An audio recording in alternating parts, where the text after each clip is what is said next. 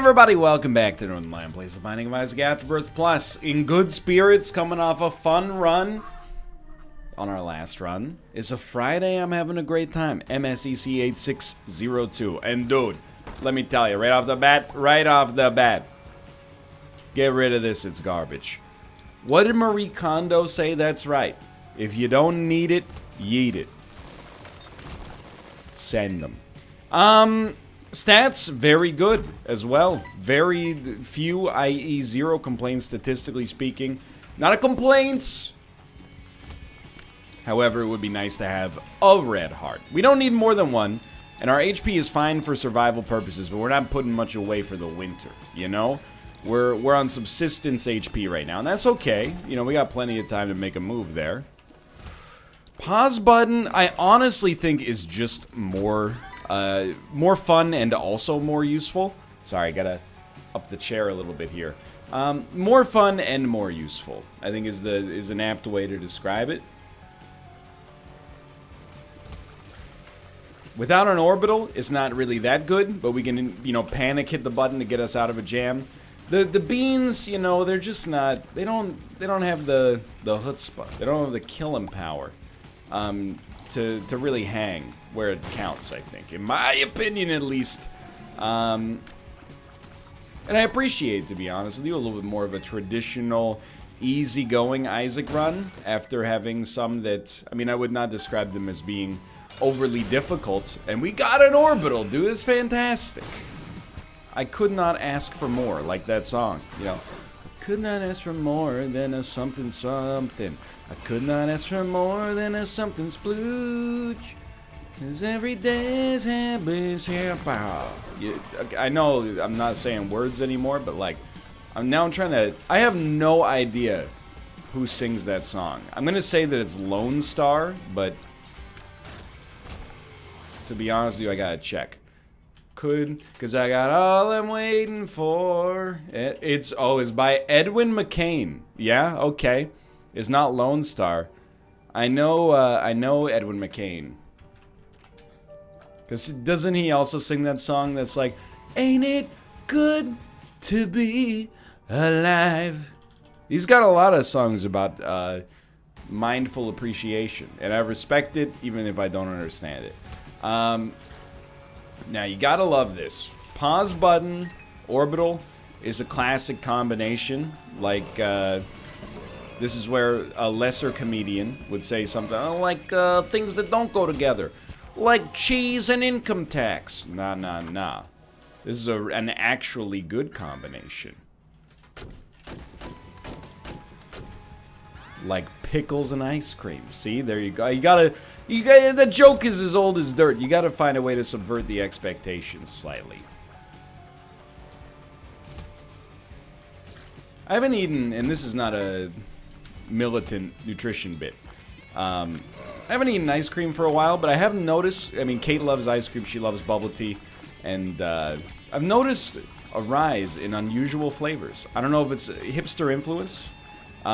You know, when I was still an avid ice cream eater, the weirdest flavor, especially, like, let's put it this way.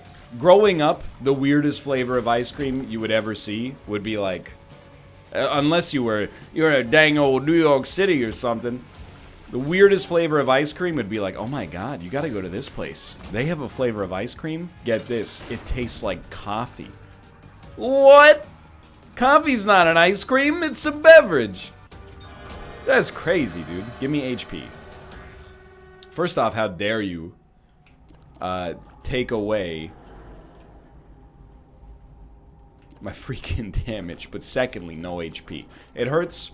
I am willing to, even if we take the hit here, I'm willing to go for it, but I think that was the right decision one way or the other. I think we're just getting the heck out of town, honestly. Do still need HP.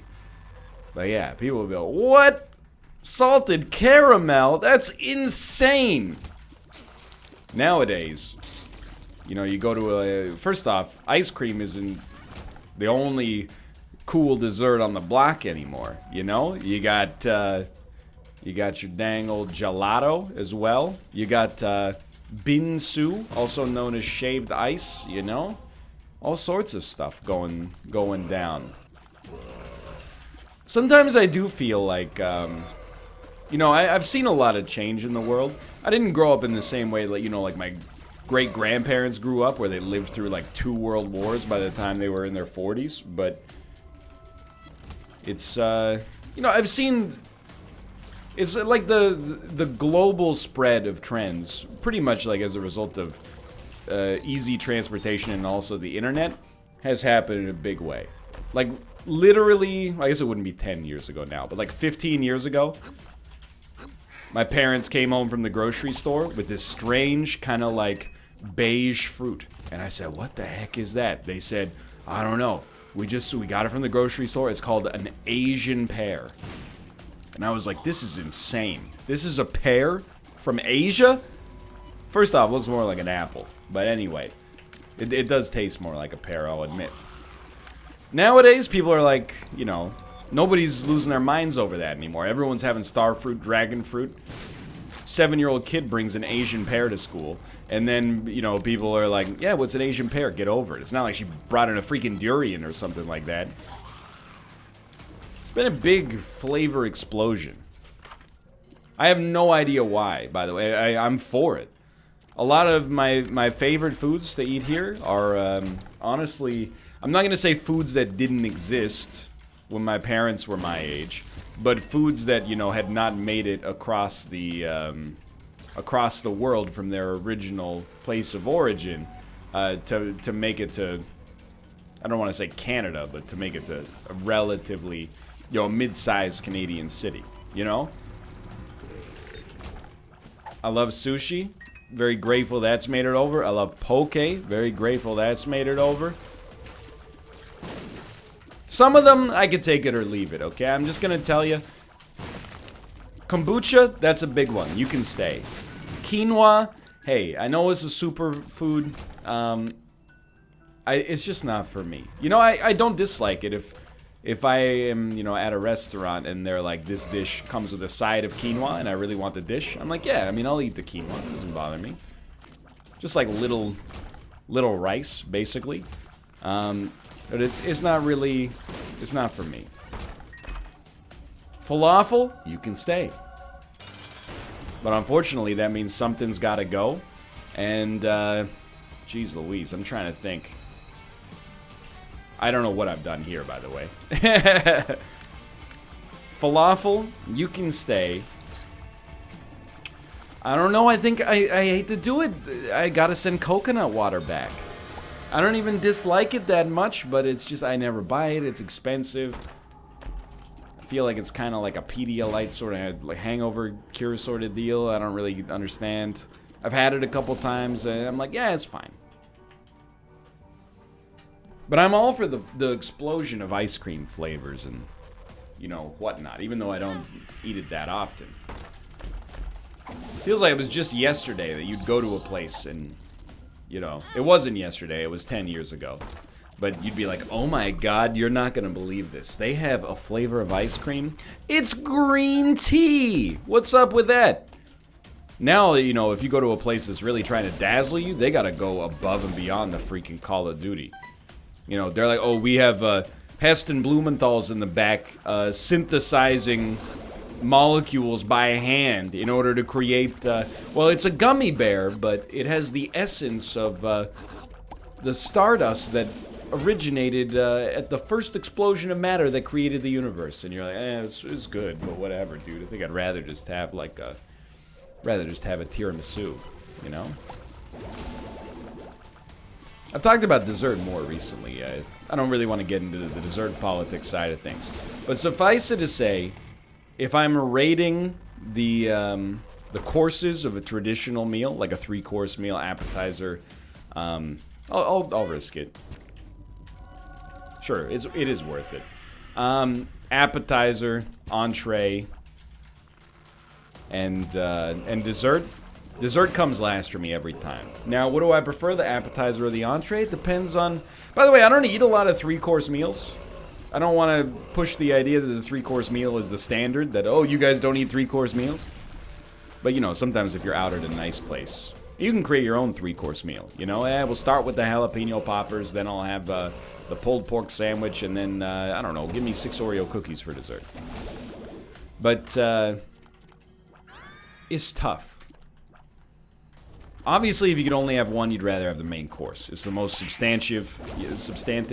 You're going out for a meal, you know, you want to not leave being hungry. And I'm not one of those guys who's like, I want to leave every meal being stuffed.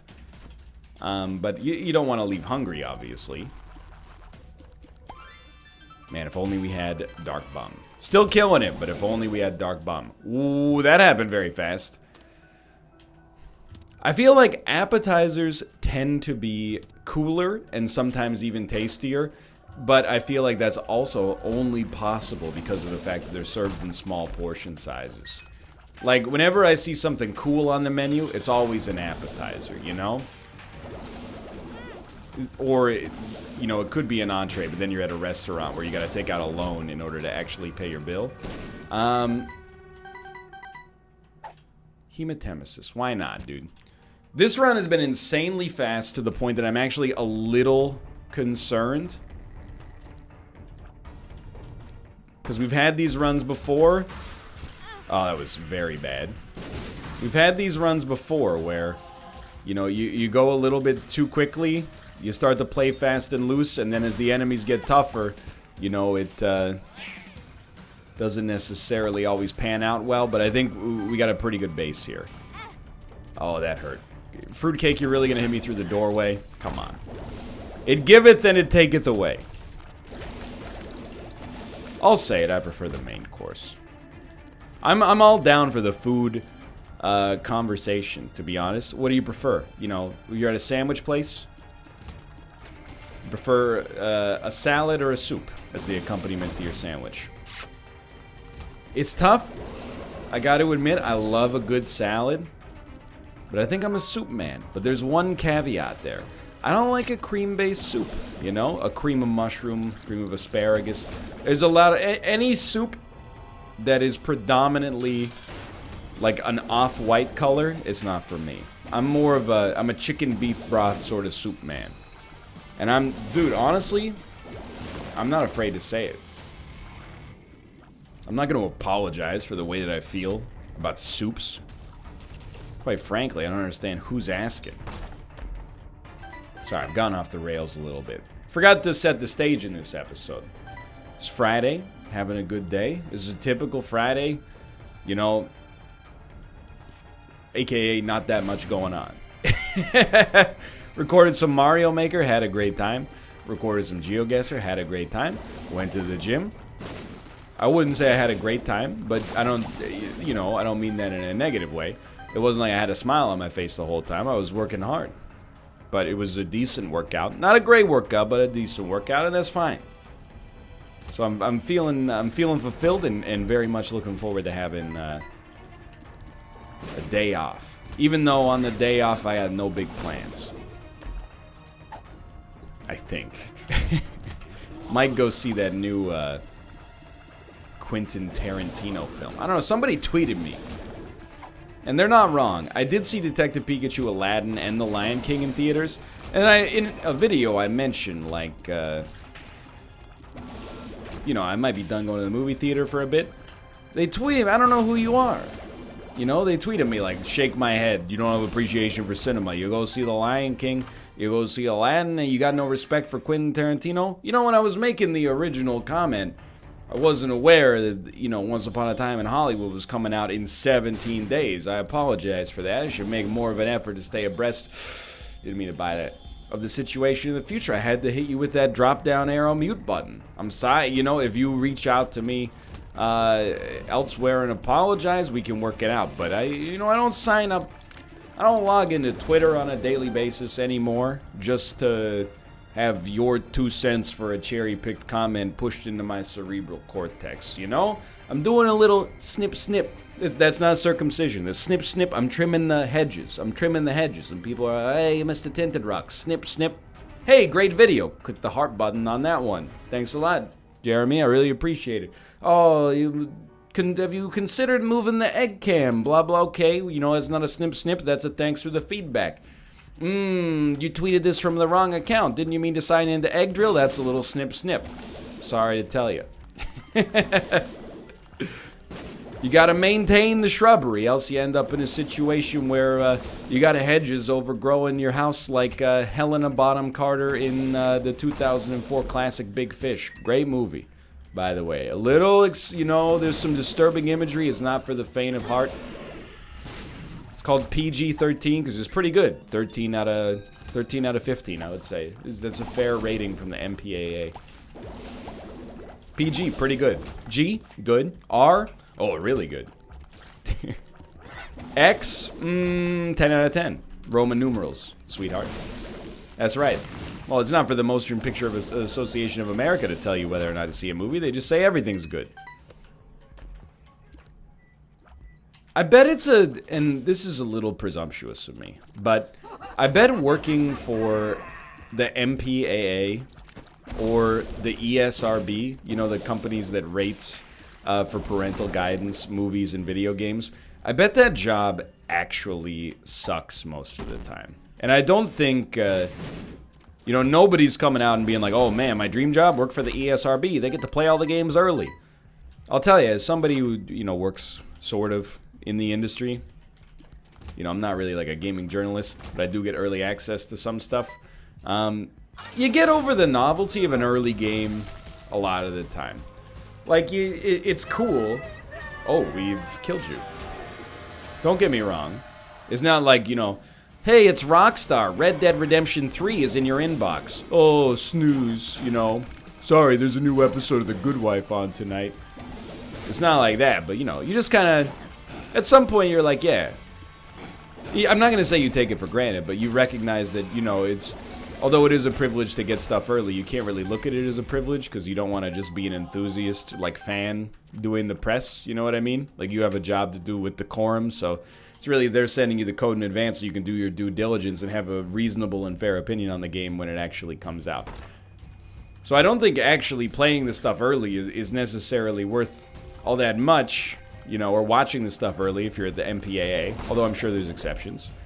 But I think largely, I bet if you work at like the ESRB, it's a lot of literally scouring every single game that you play for like mundane, oh, why did you pick it up?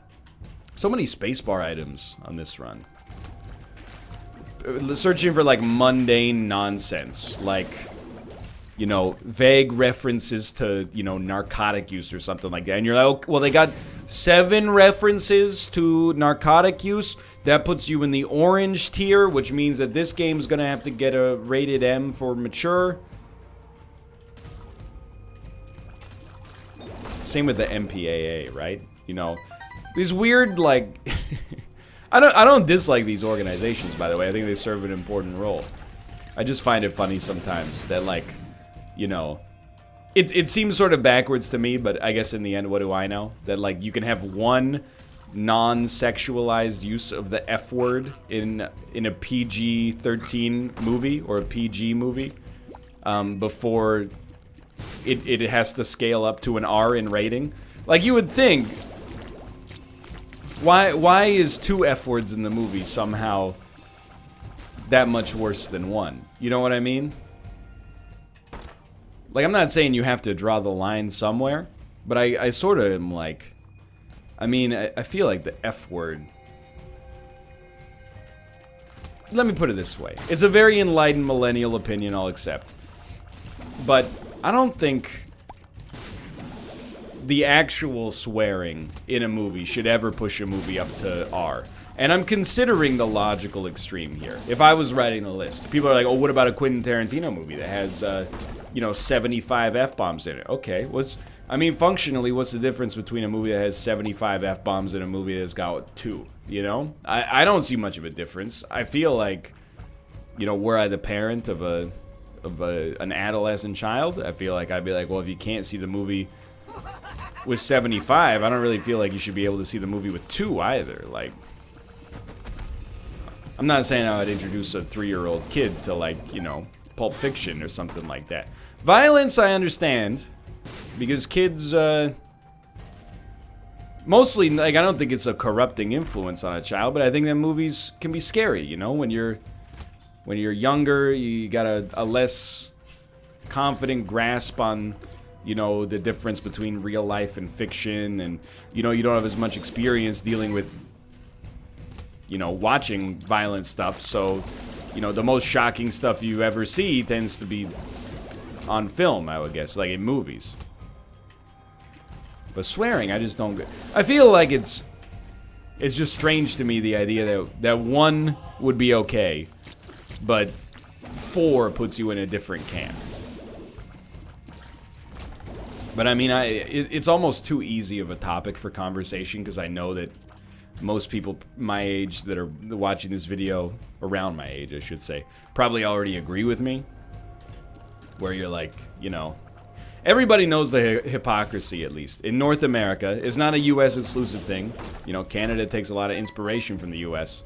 But in North America, it's like, you know, it's like female nudity. Let's do it this way.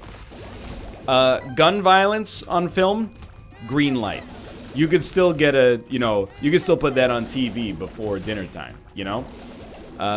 Female nudity, that's a yellow light, brother. I mean, come on. We're not trying to run you know, a nudie magazine here. Then swearing is like a red light.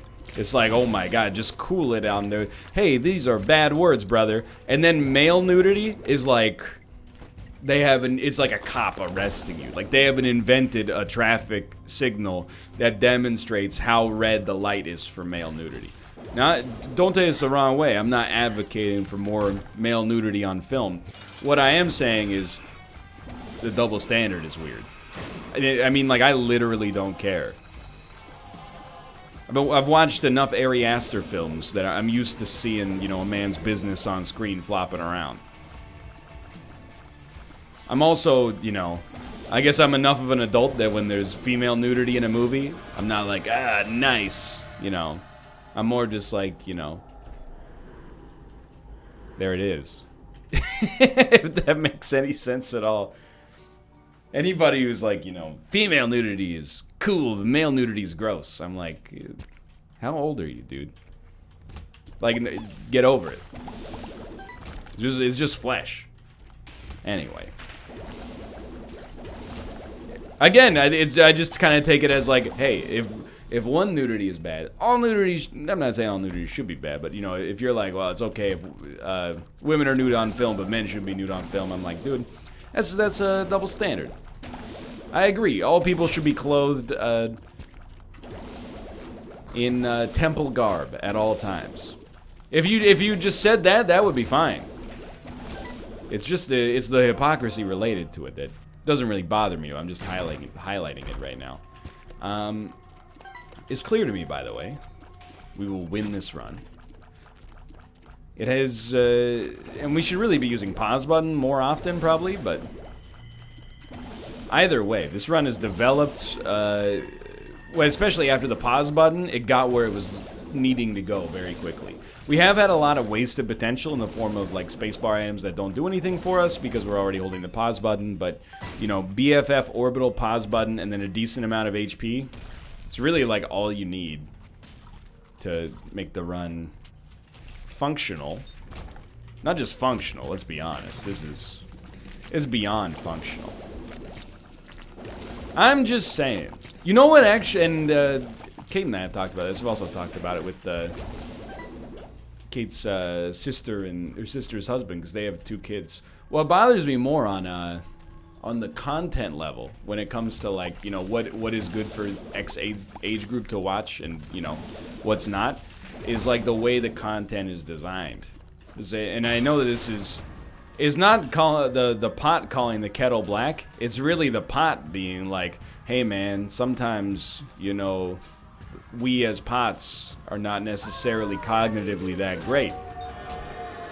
But, you know, a lot of the content that they watch is on YouTube, and the content for young kids is cut because, I mean, a kid's attention span is like 4 seconds, right? So it's like, hey everybody, jump cut, blah, funny face, jump cut, you know, hey, do you want to build a snowman? Like, just hitting you with so many, like, punchlines nonstop that you never get, like, a moment to...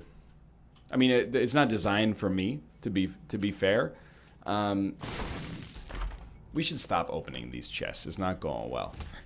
And I'm not saying that like today's old modern kids, they got no attention span. Back when I was a kid, we sat there, you know, with the 2-week-old newspaper and we liked it. But, you know, it's something I didn't think about when I was younger. But now that I'm starting to get a little bit older, I'm like, man, I don't know if it's a good thing to...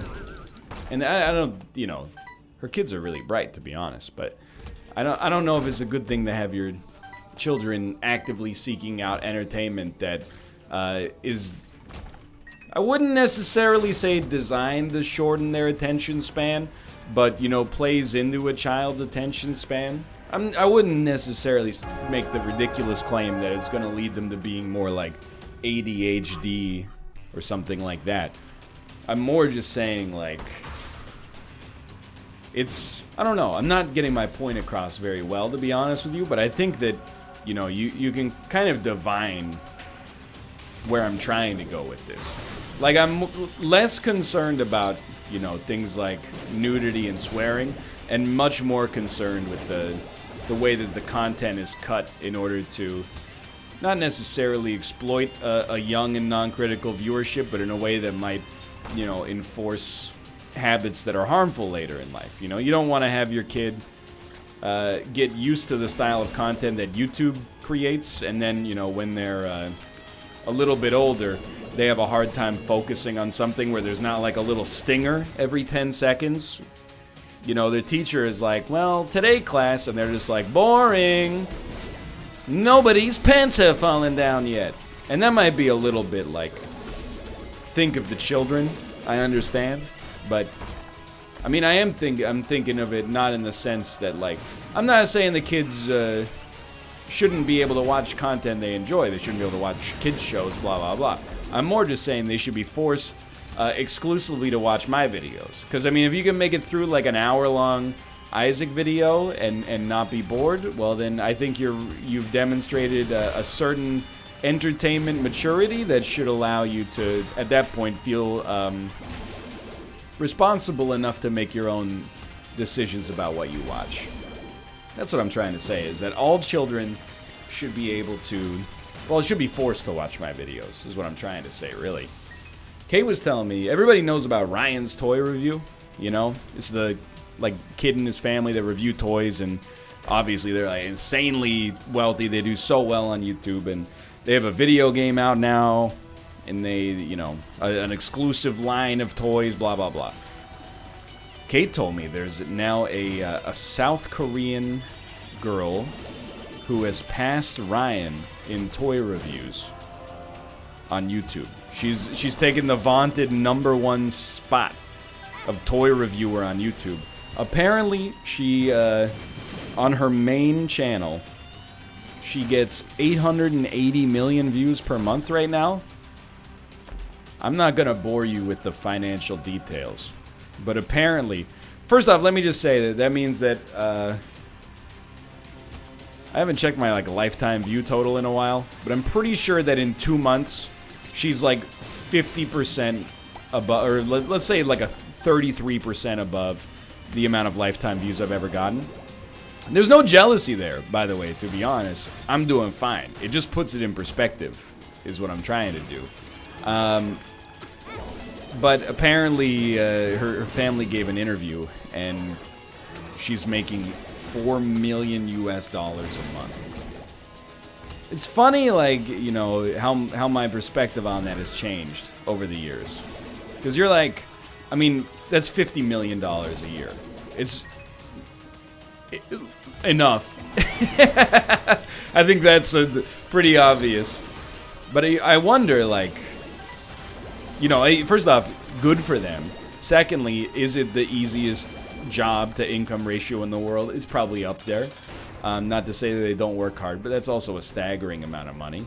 But I'm also like, man, I wonder what would happen to your personality if you in like a day made more than the average person made in a year when you were 8.